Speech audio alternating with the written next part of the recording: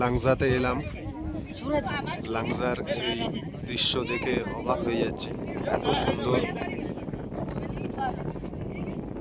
প্রাকৃতিক দৃশ্য। এখানটা কত সুন্দর জায়গাটা, এদিকে বরফের পাহাড়, সামনে ভ্যালি, এখানটা অনেক সমান জায়গা,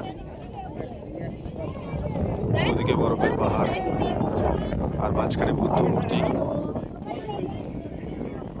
দেখা বরফের পাহাড়গুলো যেন আরো কাছে চলে এসেছে।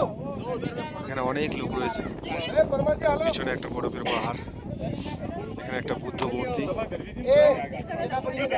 অসাধারণ দৃশ্য, অসাধারণ দৃশ্য।